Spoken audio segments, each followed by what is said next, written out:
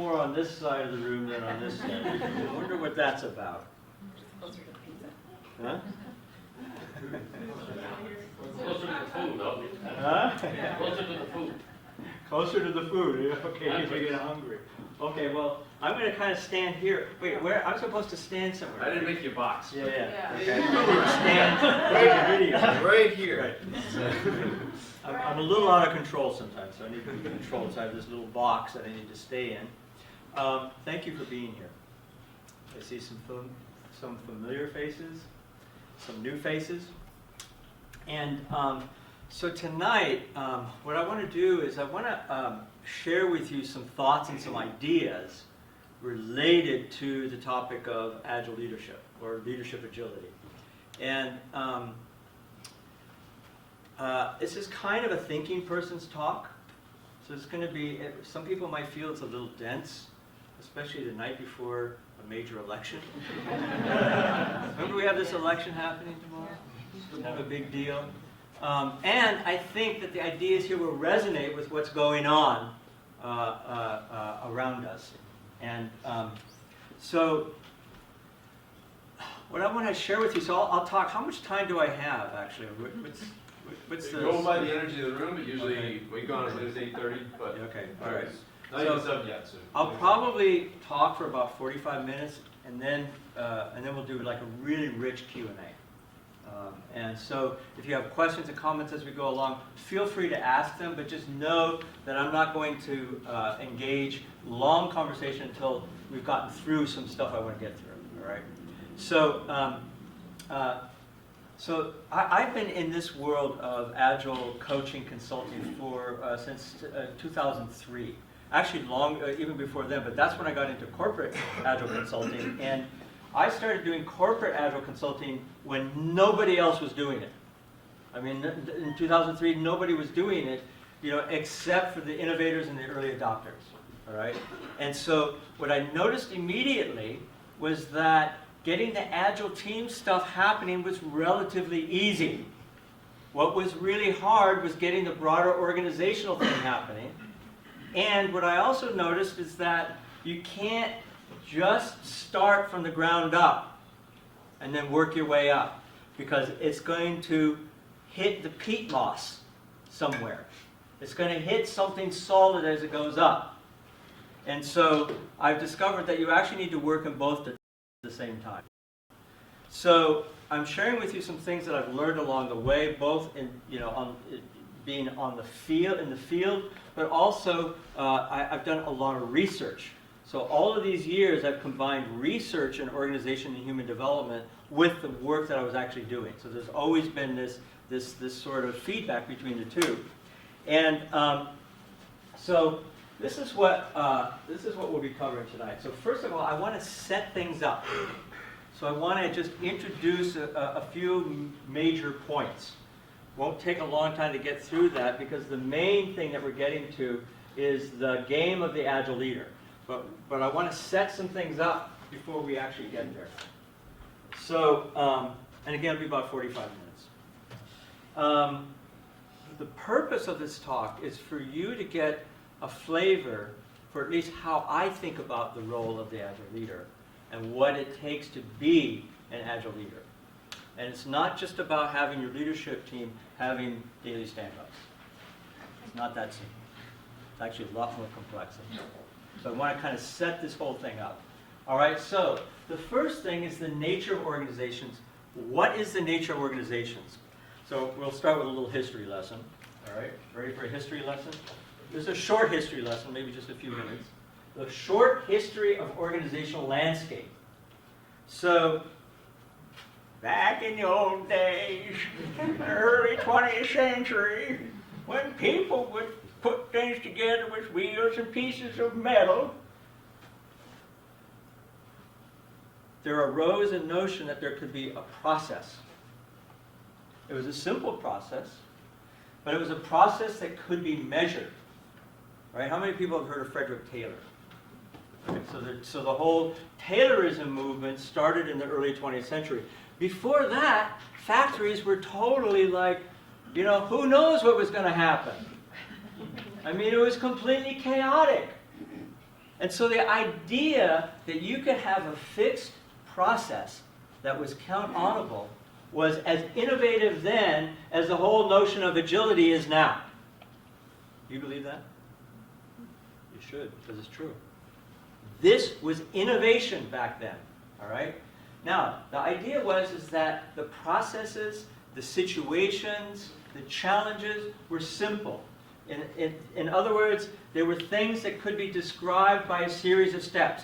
Do this, do that, do this, in this particular order, doing in this exact way, and you'll be able to produce the result every single time. It's very simple. It's like assembling IKEA furniture. How many people have assembled IKEA furniture? It's not easy, but it's simple. The instructions are really simple. And the whole design of the whole thing is designed for it to be simple. It's simple, I promise you. It seems hard, but it's simple. Okay, so that's simple. Now, somewhere along the line, things started to get complicated. People started to have ideas that companies should be managed. And in order for them to be managed, we had to have manageable structures. And moreover, in order for things to be managed, we had to have a reason why we needed management. And the reason was companies needed to be huge. So we started having gigantic companies. Huge they weren't at this point multinational, but eventually became multinational. Complicated means that the rules are no longer very simple. There can be an enormous number of things to do. So for instance, assembling a Ferrari engine is complicated. By the way, I have to check this out because in every group, oftentimes there's somebody who's done it. Anyone in this group assemble a Ferrari engine before? Believe it or not, I've taught 2 classes where somebody has. How about a Tesla? Huh? How about a Tesla? A Tesla? Yeah, it could be a Tesla. Yeah, but you get the idea that if it's a Tesla or a Ferrari engine, it's complicated because it requires expertise. You have to have experts. So the modern organization came to be run by a bunch of experts. People who had specific domain knowledge, and we relied on them, right? Because things were very complicated. So with a Ferrari engine, it's complicated, but you know what? You'll drive that thing out of the garage every single time, right? Pretty predictable. All right. Now, something different happened starting around 20 or 30 years ago, where the situations and challenges started to become what we call complex. Complex is different than complicated. Complicated means you might have lots of steps, lots of moving parts, but their interactions are stable. They don't change. In complex systems, their interactions are very complex. And so the complexity arises not necessarily from the number of things or the number of steps that you have to take, but because of the way everything interacts. So let's just take this apart briefly. So complex means that it's volatile. So that volatile means is that something can happen suddenly without very much warning. Now, we may be able to react and recover to it, but the fact remains is that something happens we don't expect, and it's usually sudden. So that's volatile. Another aspect of complex is that it's uncertain. We don't know what's going to happen next. We think we do. How many people wish that we did? That we wish that we knew what was going to happen next? Yeah? Or how many people think that we do? Fundamentally. Come on, how many people plan a vacation? Tell the truth. Tell the truth. Aren't you surprised and annoyed when something happens on a vacation you don't expect? Yeah. Depends.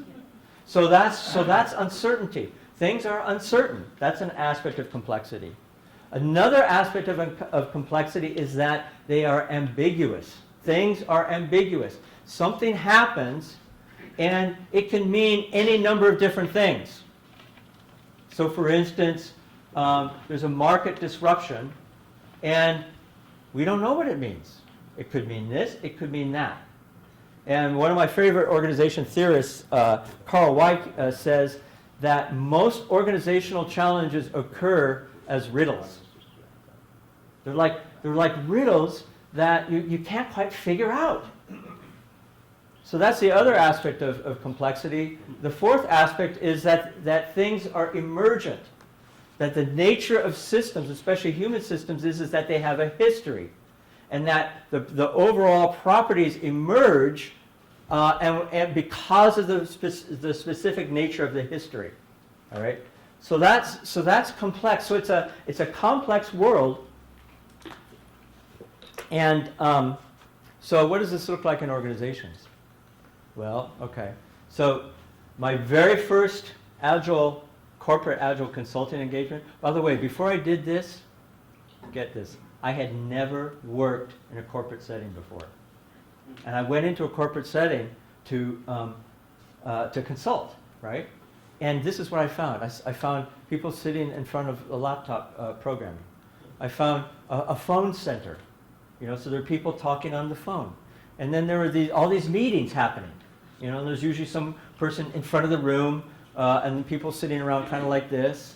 And then there was an Agile team. There were some Agile teams doing this kind of stuff. And then there was the machinery of the operations. And then, meanwhile, there was the organizational structure. And there was the whole project management stuff. And, who's popular? Who's cool? Who isn't? Who likes who? Right? And then there's compliance. And then there's this and that and the other thing. It goes on and on and on. And so the first conclusion, or the first kind of presupposition in all of this, is that the landscape most organizations face is complex. All right?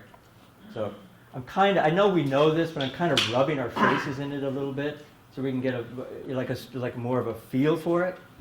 All right, so that's the nature of organizations. The next part is the nature of mind. So the nature of mind, I'm simplifying it a bit. I'm actually an avid student of the mind, mostly by studying my own. And if anybody has ever heard of or practiced or come across Buddhism, Buddhism is the study of psychology from the perspective of the psychology, from the perspective of our subjective experience of our own psychology. So it's a study of psychology, but it's different than Western psychology. I'm kind of simplifying this a little bit. So the nature of the mind has to do, first of all, with how we make sense of the world around us, and also how we make meaning. So we have all kinds of things happening around us, and we're always making sense of things in order to figure out how to act, right? Does that make sense? So you're making sense of what I'm saying right now. And different ones of you will be making different senses of what I'm saying right now, in this moment. The other aspect is emotional intelligence.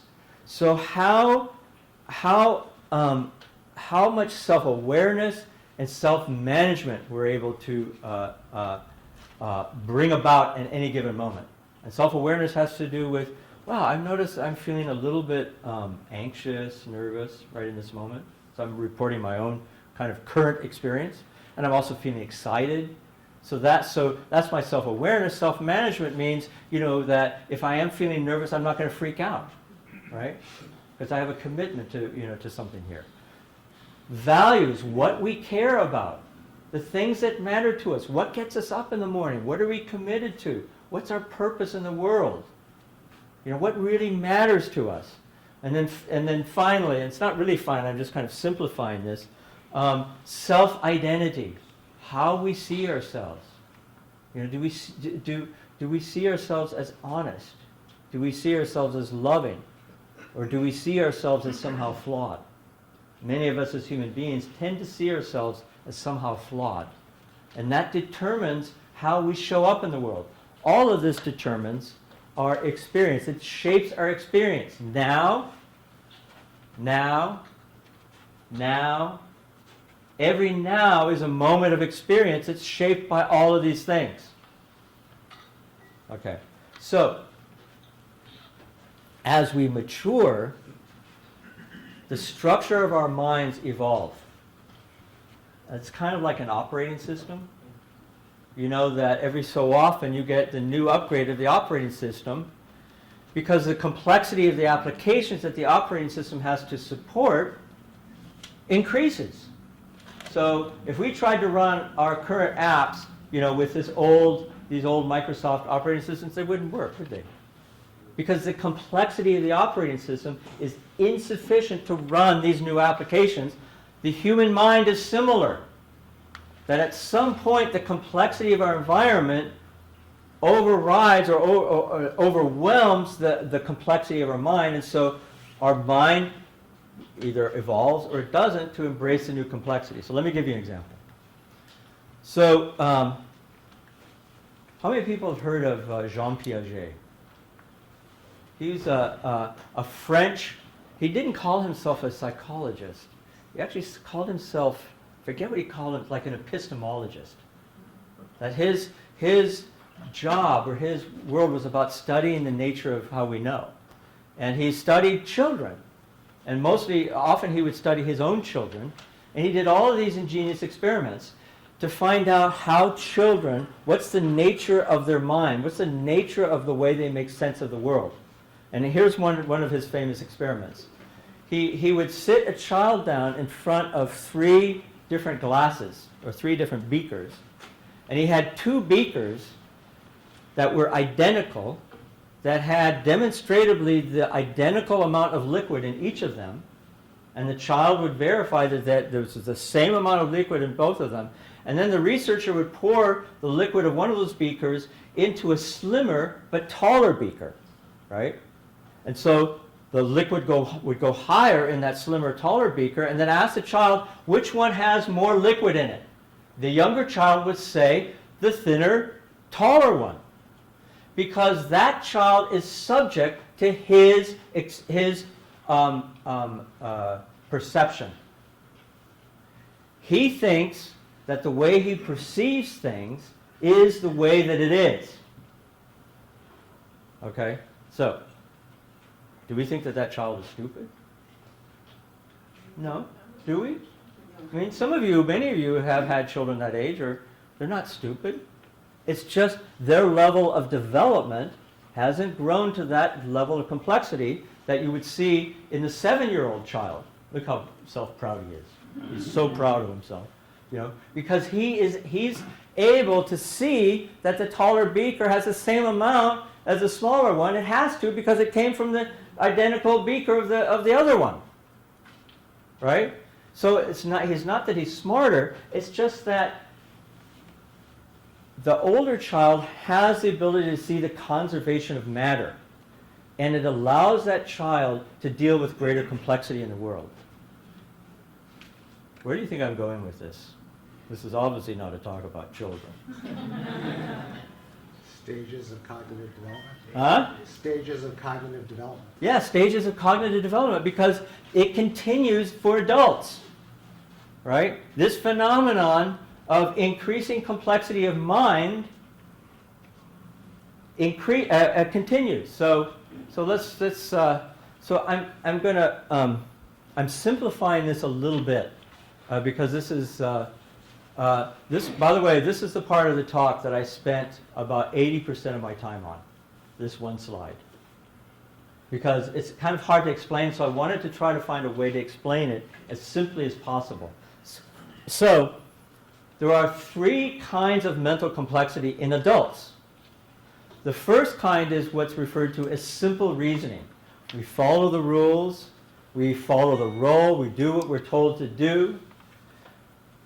We like having step-by-step instructions. We like being defined by institutional roles. We feel most comfortable when things are more predictable and count-onable. All right? So we call that a sort of simple or pre-modern mindset. All right? At the next level of complexity, or a greater level of complexity, is what I'm calling here a complicated or modern mindset. which is here we start to see the importance of scientific method, of that rather than following the rules here, we're wanting to invent the rules. We value high IQ, expertise, intelligence. By the way, is this sounding familiar? All right. So this is a lot of what we value in most organizations. All right. Okay, going to the next level is a more complex mindset, which is what you could refer to as postmodern. And here we embrace contradiction. We want to see the whole systems. We're less limited by our own egoic identity. We're able to deal with the paradoxes of life. In fact, we expect life to be inherently paradoxical. All right? So, greater complexity of mind. All right? Now, here's how it tends to break up, break out generally. In this is mostly in technically advanced organizations. So pre-modern makes up about 30%, modern makes up about 50%, and postmodern about 20% of the professional population. So, given that most situations that organizations face are complex, is this a problem? It's kind of a problem, isn't it? As it turns out, most managers and leaders tend to see complex systems as though they are complicated. This has been, I think for me, this has been the predominant experience I have of leaders, that they simply, when we ask, why can't leaders just get it? Why don't leaders get it? Well, to really get it requires a complexity of mind that's beyond where most leaders are at. Does that sound kind of arrogant? Mm-hmm. Yeah, does it? Yeah. Yeah. Yeah, maybe it is. But the thing is that there is a way out of this. All right. So let's see. So the second conclusion is the complexity of today's organizations requires an upward shift in the mental complexity of organizational leaders. So that's like the second sort of conclusion or the presupposition. All right. The third thing that I want to lay down before we really get into it is that agility equals organizational agility. So we're all familiar with the Agile Manifesto. It makes a lot of sense from the perspective of delivery agility. When we talk about Agile teams, Agile projects, it makes a lot of sense there. The question is, if all we're looking at, if all we're paying attention to is Agile teams and Agile delivery, we're missing the bigger picture. And this is what we see time and again from the State of Agile survey from, what's that organization again? Version 1. Yeah, version 1. So notice what's top and foremost. It's not getting Agile teams to do Agile well and all that kind of stuff. If they're all related to organization, well, most of them. Inability to change organizational culture, management support, general resistance to change, all of those are huge factors. So the third conclusion is that the next wave of Agile requires agility in leadership to actually create organizational environments that can deal with the increasing complexity of trying to do Agile. Okay, so I'm just going to pause and just see what kind of questions or reactions you have so far. Question. Yep, yep. So does that imply that there is no such thing as a bottom-up agile structure then? I would say there could be a bottom-up, but if all you're doing is bottom-up, at some point you're going to hit a wall. That at some point, and probably early on, you need to start to engage senior leadership in the whole process. And that not just to try to get them to buy into the Agile delivery process, but to literally start to embark on the process of, in a sense, reshaping their own complexity of mind. Yeah. Can you just restate the question if Yeah. if we're... Sure, thank you for that. Any other questions or comments or reactions so far as we're going along? I Yeah, don't really understand what complexity of mind means to you. I mean, I think leaders need to become systems thinkers and Yes. understand complex environments, but I just don't understand what that means to me. to you. Yeah, so I would say that those two things are true, which is the ability to see, and we'll come back to this. Actually, we'll come back to this in a moment and see if that question gets answered. Okay? Thank you. Okay, so the game of the Agile leader. So I would propose that the new role of the Agile leader is both an outer and an inner game. So it's an outer game in that, and that's the domain of impact in the world, in that it's calling on the leader to be able to influence others, first and foremost, to evoke a sense of shared meaning, sense-making across the organization. So rather than telling people what it is, to share with people, here's how I see it, how do you see it? And let's create a sense of shared sense-making together. Skills in facilitating and catalyzing. So what do I mean by catalyzing? Catalyzing means to be able to influence others without necessarily having to go in. So leaders who are catalyzing leaders tend to be able to articulate a vision where we're going in a way that inspires other people. So that's a form of catalyzing others. Creatively applied domain knowledge. Notice the term creatively applied. Being able to apply domain knowledge in ways that other people wouldn't have thought of. And then finally, systems thinking skills, to the point that you just brought up. So these are some of the things that I mean when I talk about higher complexity of mind. In terms of the outer game, these are again in the domain of impact in the world. The inner game is something different. It's our own consciousness, which has to do with things like complex meaning making. When somebody, for instance, when my wife is upset with me, a less complex form of meaning making would be to react to her being upset by being upset back. A more complex meaning making would be to have a sense like, wow, something is really bothering her. I wonder what that is. Let me be curious. So that would be an example of a more complex meaning making. High emotional intelligence, clear about and grounded in a sense of purpose. Again, these are all inner consciousness. This is an inner consciousness game. And then finally, permeable, that is, that not only will we entertain, if forced, the perspectives of other people, but that we see that our own perspectives literally need the perspectives of others. Okay, so any questions or thoughts about that before we jump in?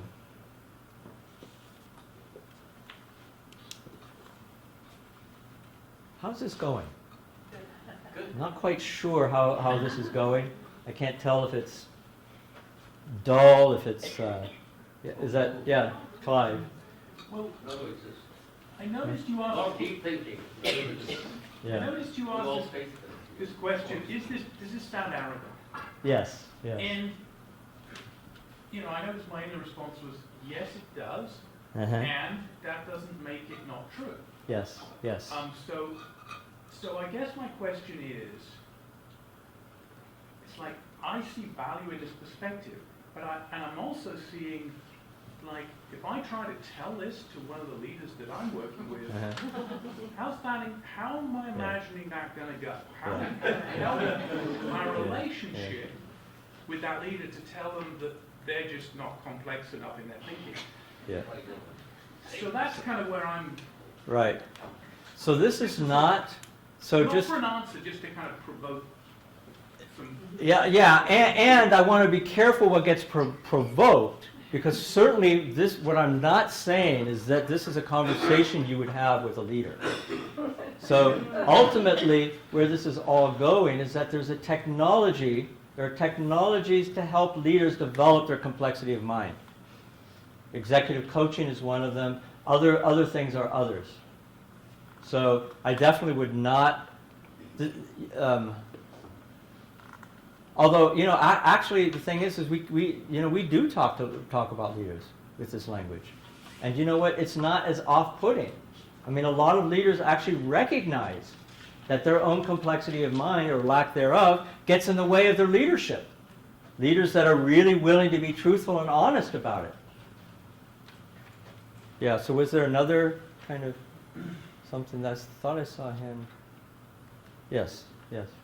Sometimes it's easy for people to recognize complexity in their own mind, but view the lives of others as complicated. Yes. It's kind of like fundamental attribution error. Kind of like what? Fundamental attribution error. We tend to, when we often oversimplify why other people do things, and we tend to see lots of complicated reasons why we do things ourselves. So I think a lot of leaders see their world as very, very complex and probabilistic, not deterministic, but often expect their organizations to be very deterministic. Yeah, so I would say that would be an indication of a less complex mind. A more complex mind would be permeable to the perspectives of others. Would actually be actually willing to admit, wow, I don't see what it's like over there. I'm really curious. Let me find out. Permeability is hard. Yeah. Is heart Hard. hard? Oh yeah. I'm not saying any of this is easy. I'm just saying that it's necessary. So the outer game. So what is the outer game of an Agile leader? So we can think of this in terms of these 4 different windows and quadrants. I'm taking a lot of shortcuts right now. So how many people here are familiar with Ken Wilber's 4 quadrants, or have seen it, or, right, okay. So this will be a little familiar for those of you who've seen this before. So these are 4 different perspectives on any organizational situation. All right? The first perspective is leadership. So when we think about how can we create greater organizational agility, one of the places we look is how can we grow more leaders? All right? So that's leadership. The next quadrant down is culture and relationships. What's our culture like? What are our relationships like? What's the capacity of our relationships to promote healthy interaction and collaboration, all that kind of stuff? What are our practices and processes? Do they support greater agility, or do they slow it down or frustrate it somehow? Same thing with structures, organizational structures and systems, reporting structures, performance management structures, all the various structures that define our organizational environments. So the 4 roles of the Agile leader look like this. There are literally 4 different roles. The first one is a coach leader. And as a coach leader, I am committed and interested in growing other leaders. That I know that to create an environment of organizational agility, I have to grow more leaders. I have to create a collective leadership culture. If we go down to culture and relationships, the role of is the facilitative leader. Very different than the coach leader. And here, as a facilitative leader, my goal is to orient shared vision and purpose and alignment. Right? A very different kind of role that an Agile leader needs to be able to step into is the business leader, where here we're focused on the nuts and bolts, what it takes to maximize product lifecycle profits. And then finally, down at the bottom, whoops, sorry if I got you. Down at the bottom, there's structures and systems. The Agile leader becomes a systems leader, becoming obsessed with resolving any kind of challenges and impediments systemically. So these are 4 different roles, outward-facing roles of an Agile leader. Okay?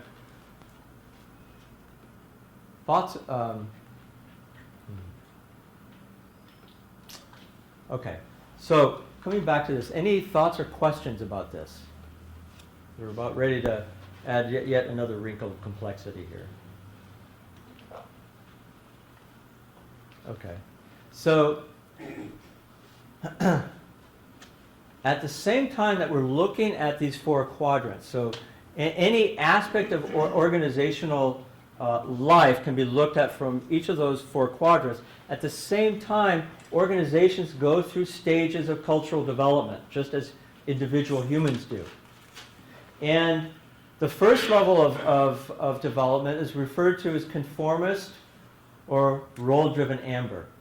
And here, this is a culture that is about creating stability. It's about predictability. It's about absolute truth. So it's, in a sense, it's kind of the foundation of what we rely on. We rely on stability. We rely on things to be on time. Rely on predictability. And for a long time in the 20th century, people relied on this. They relied on lifetime employment. And so for quite a while, companies were centered in conformist role-driven amber. The next evolution up is achievement, results-driven orange, which is all about, suddenly it's about pragmatism, it's about innovation, it's about achieving, getting stuff done. We don't really we don't care so much about how we get things done, we care about that we get things done. So it's about achievement, it's about results, it's about competition, meritocracy, all of these kinds of things. As we go up, each of these, by the way, is a level of greater complexity. That is, it's a culture that's able to deal with greater complexity, is pluralistic or relationship-driven green. And here, we start to be able to recognize and honor the complexity and the diversity of our world. So here, complex thinking starts to come online. And then finally, going up into teal, evolutionary or purpose-driven teal, here we have a kind of a culture which almost totally disidentifies with ego and is far more purpose-driven and much more adaptive. So here we have the possibility of true organizational agility to happen. Okay. Just let that settle for a second.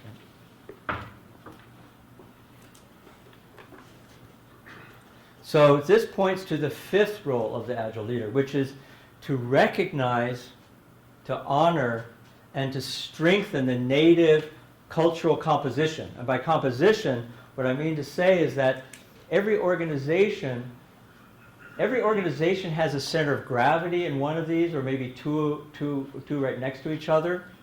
But they are also like a parfait. Every organization has a mix, some mix of all of these. Different organizations have different mixes. And part of the role of the Agile leader is to have a sense of what's the particular mix in our organization, and is that particular mix the right mix for what we're trying to do? And if not, how can we shift it? Okay, so I'm going to skip this one. All right, so all of this requires an operating system upgrade in me as a leader.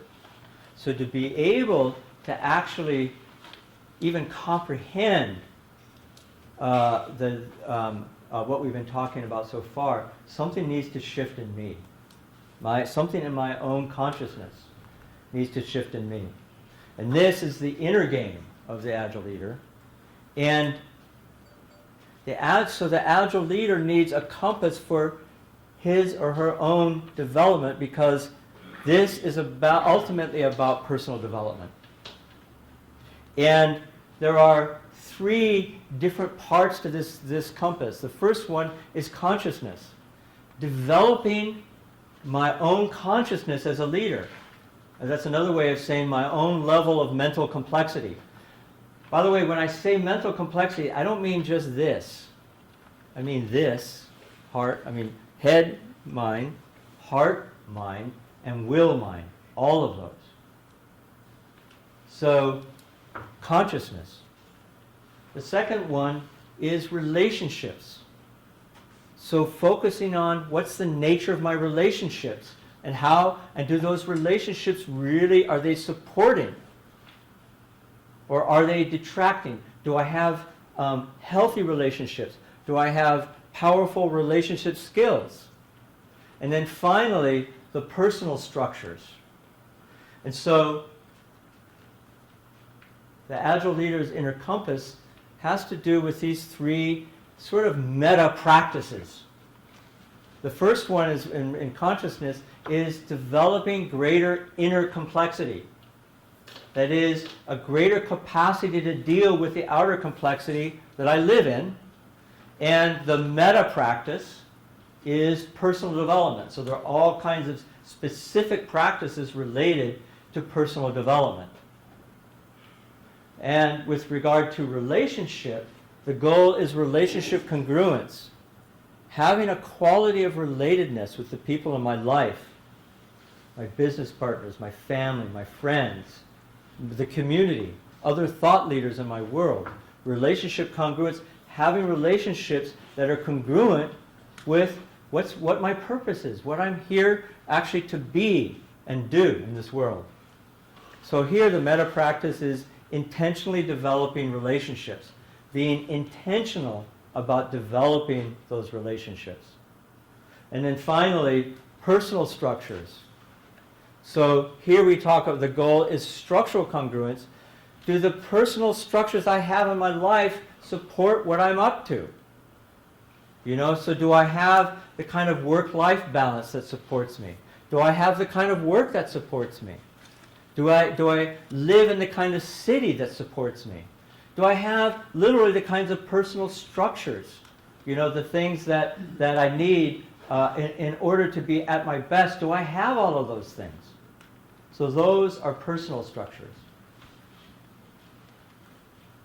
So finally, I want to read this, just say this last quote, and then we're going to turn it over to discussion. The inner game runs the outer game. So this is from Bob Anderson, the creator and the leader of the Leadership Circle.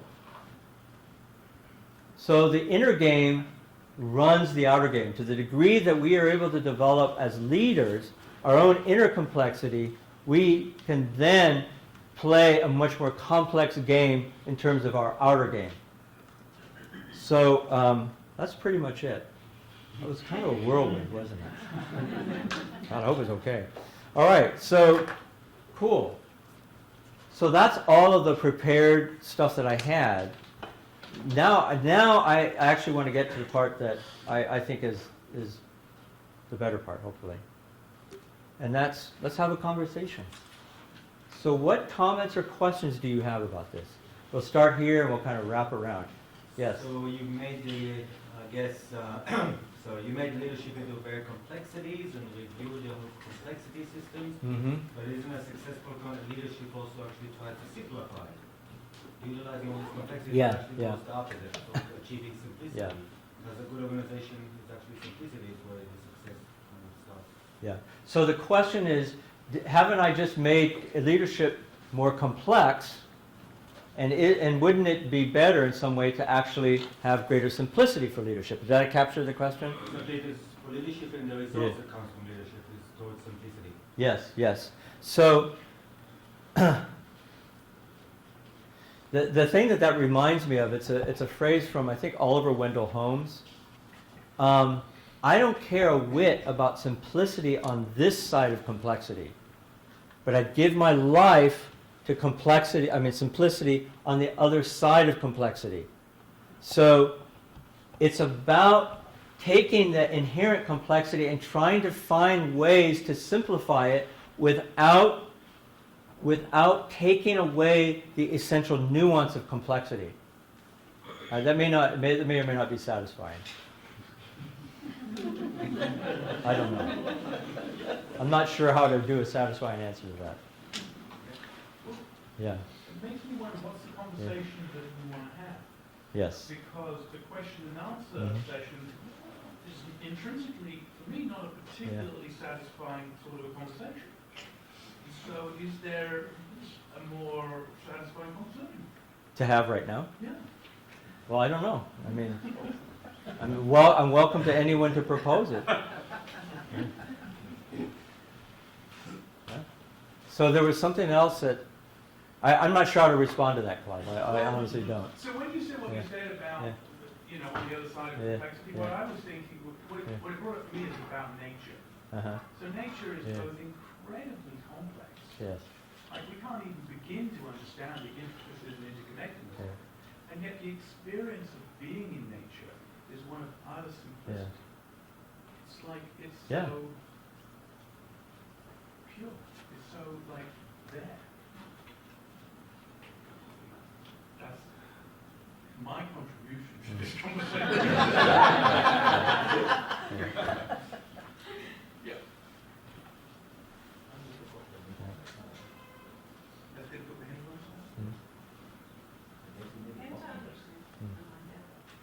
myself? Yeah?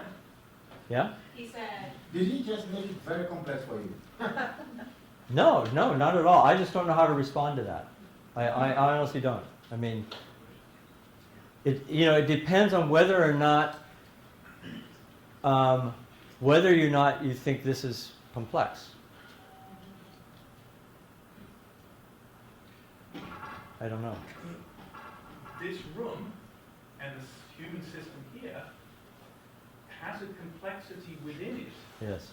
which we could try to elicit.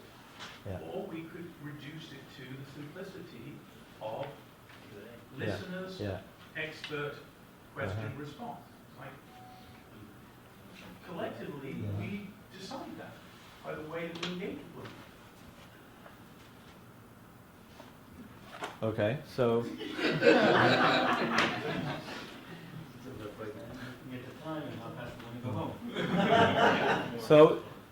so who else? Yeah. I just wondered about your thoughts of the relationship between all of this and Peter Senge's concept of personal mastery. Mm-hmm. Are they the same? Are they different? Are they? So the question was the relationship between this and Peter Senge's notion of personal mastery.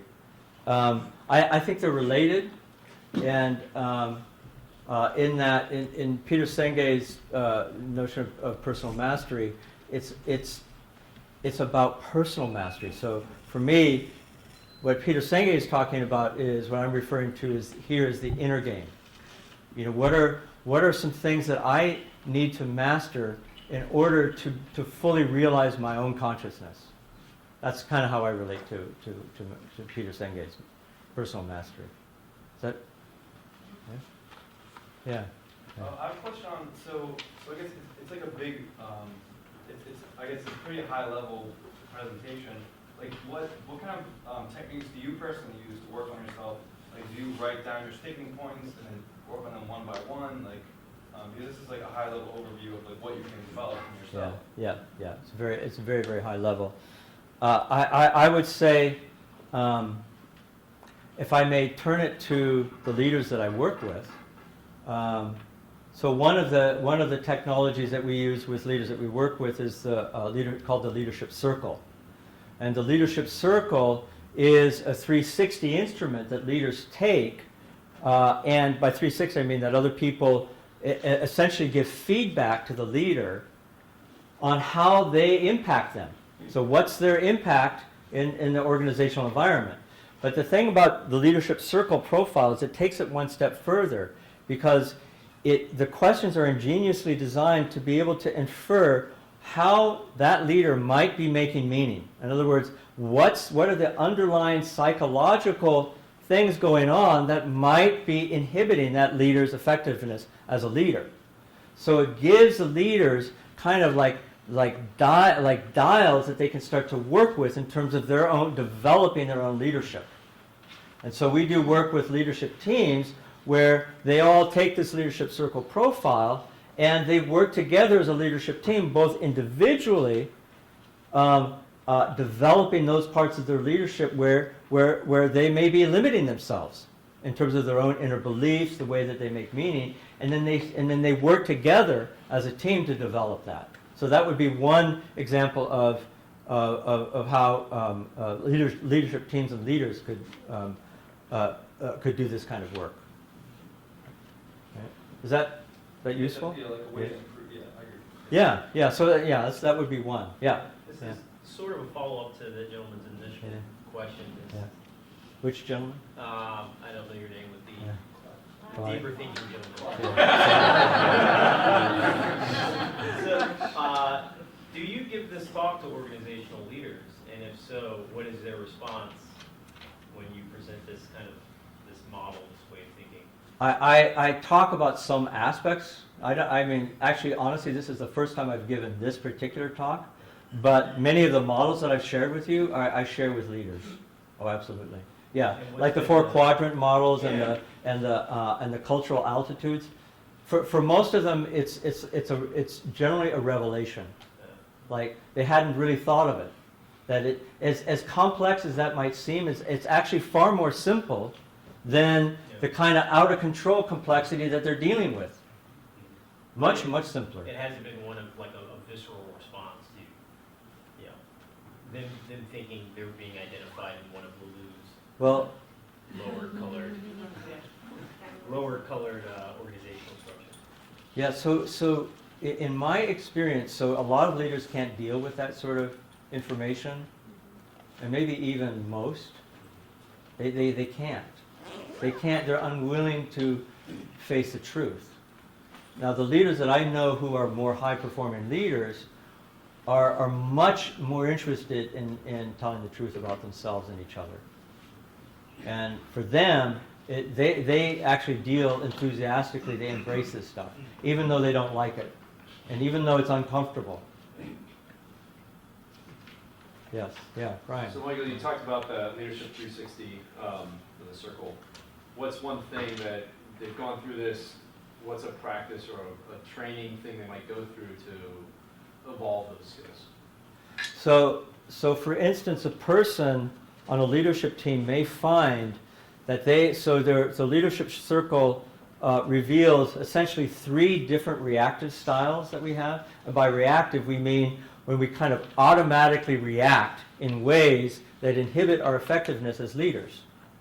And one of those styles is compliance. I'll just give you an example. So a leader may have a strongly compliant style, which means that they tend to not speak up when they disagree with something, or when the way things are going, they have maybe they have a concern with how things are going, or maybe they say yes when they really want to say no. And so people of a compliance style will start developing a daily practice noticing when they're being in their complying reactive style. And then they'll get with their leadership team and they'll share stories and examples of when they're doing that. And so the other members of the leadership team see that that's what they're working on, and they tend to support one another. And what happens is that people become much more self-aware of their particular reactive styles, and at the same time they start to be able to develop more creative capacities, outcome creating capacities that would increase their effectiveness as leaders. And I would say that tends to work better on leadership teams than with just individual leaders by themselves. Individual leaders by themselves have a harder time doing this kind of work. And so it's perfect for leadership teams. Yeah. Question. So, for those of us who are more individual leaders, it almost seems like this talk is geared toward those who are already in leadership. Yeah. They're already Yeah. higher up. Yeah, it How is. do we that aren't there kind of communicate this up? What are some practical tips that we, that you have for us that we can take? I would say, and you may not like this answer, I would say start developing yourself. start developing your own inner game. You know, find those things, practices you could do to develop your own consciousness, your own relationships, and your own the structures in your world. To start to elevate your own consciousness, and then as you're doing that, start paying attention to your own outer game in terms of how you're impacting other people. Because leadership is, as best I can tell, is a sort of a distributed phenomenon. It's an emergent distributed phenomenon. And to the degree to which we are elevating our own leadership, our own consciousness, our own level of practice and capability, we become a better vehicle to help others, whether we're working with team leaders or executive leaders. Is that helpful? Well, it wasn't what I wanted to hear. Yeah. And was it helpful? Well, certainly, I think, Yeah. anyone can take those suggestions and develop themselves. Okay. Yes. Are there particular tools that we could use to, work on ourselves to evolve? Like maybe a book or maybe classes or a group or something that gets together to help us evolve to that realization? Personally, I think one of the most powerful ways to do that is to get into a professional coach training program. That would be one way, I would say, because one of the things that happens when you do that is that you're developing skills that you can use in your outer game to help other people, and in developing those skills, you actually develop yourselves. You develop your own complexity of mind. That would be one thing that I would suggest. Thank you. And leadership circle is another tool that you could use. Yeah. I'm a great admirer of Elon Musk. Mm-hmm. And this is a guy that at least ostensibly seems to be doing a lot of complex things with his companies. Are you aware of within his organizations he applies down this kind of thinking, agile thinking? I mean, I must confess, I don't know who this person is. Can you say that? Yeah, say maybe that. I'm not pronouncing it right. Tesla, SpaceX. Yeah. There's a lot of innovative things. Yes, yeah. I don't really know his work. So Okay, yeah, okay, yeah, all yeah. right. Yeah, probably should, but Might I check don't. him out. Yeah, sure. Yeah. He's on so, the web. Yeah, but by the way, there's nothing. I mean, all of this comes from elsewhere, right? So I literally didn't make any of this up. I mean, there's a tremendous amount of great work being done by leaders and thought leaders and philosophers and psychologists and coaches and consultants all over who are working on this stuff. So it's actually an amazing time to be alive and doing the kind of work that we're doing. Yeah. Yes. For the multinational environment, where your teams are multinational, the complexities are multinational, the complexity of what the meaning of complexity is different, because I've seen in one of your slides over there, you kind of define some level of complexity, but Yeah. like reading it as well, depends on the culture, the level may not actually be correct. It could be different things to articulate as complexity. Do you have any other thoughts on that? About whether or not that. Even, yes, as in a multinational teams, even the definition of complexity can be different. Yeah, I guess on the one hand you could say that multinational teams are more complex, but I also tend to think that, you could say that they're more complex, and I also think that complexity itself, it's not like you pass from complicated to complex. That complex is just something very complicated. Complex is a different phenomenon. So for instance, an agile team, for me, is a very complex system. And that we oftentimes don't understand what the hell is going on with an agile team. And so there's a lot of complexity even with an agile team. Now, if we're looking at something like a multinational organization, obviously there are other dimensions of complexity that start to come into play as well. That make it, I don't know if it makes it more complex, but it makes it it makes it harder for us to find frameworks and models and approaches that we can trust will work. Yep.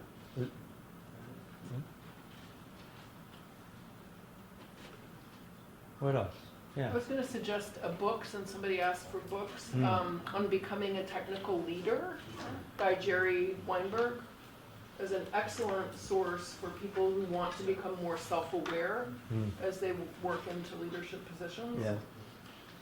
Yeah. Who's that person again? Gerald Weinberg. The name of the book. On becoming a technical leader. Sorry. Yeah. Yeah. There are lots of books. Other books that come immediately to mind is Mastering Leadership by Bob Anderson. Is another really great resource. One of my favorites is In Over Our Heads by Robert Keegan. Yeah. Michael, what about any of the stuff, blanking on the name, but you've written multiple emotional intelligence books? Yeah. Goldman, yeah. Yeah, Goldman, yeah. Yeah, I think, any of these books are, I mean, there are too many for me, to say, but there's just, there are a lot of them out there because there's a lot of people thinking about this stuff. Yes, right over here. She was there first, so. Oh, okay.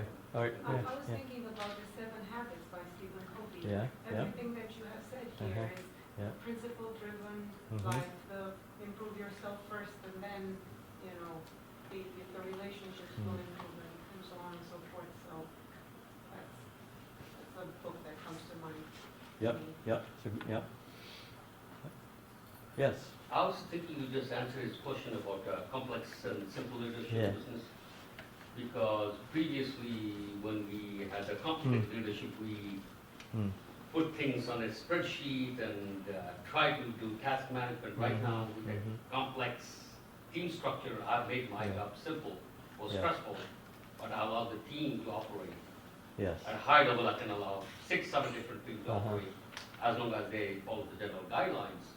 My job has kind of become simpler. I'm no longer taskmaster and no longer looking at exactly what they're doing, but they are achieving things at a very high level. Have I not made leadership simple using a complex, accepting the complexity of the leadership right now? I've made my leadership role simple. Possibly. I'm just But- thinking maybe you just quickly that you answered this Yeah. question directly.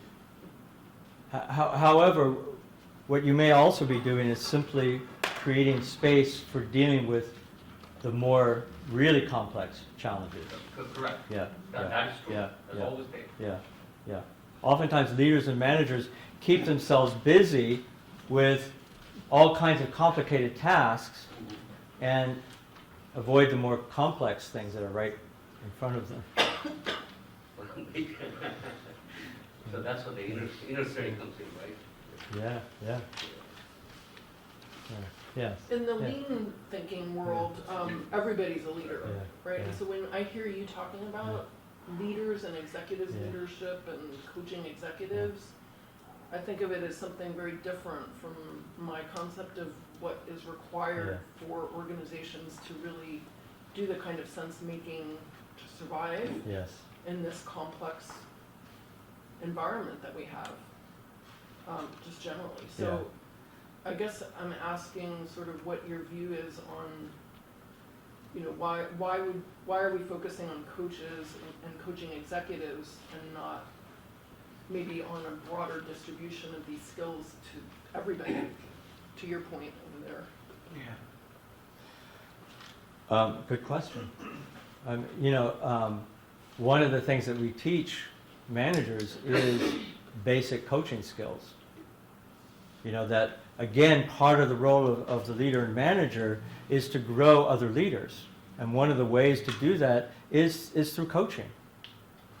And, coaching more throughout the organization. So the idea of leadership happening just at the top, it's unsustainable in the face of complexity. So leaders that are embracing this new sort of approach to dealing with complexity recognize that they have to grow leadership throughout the organization. That leadership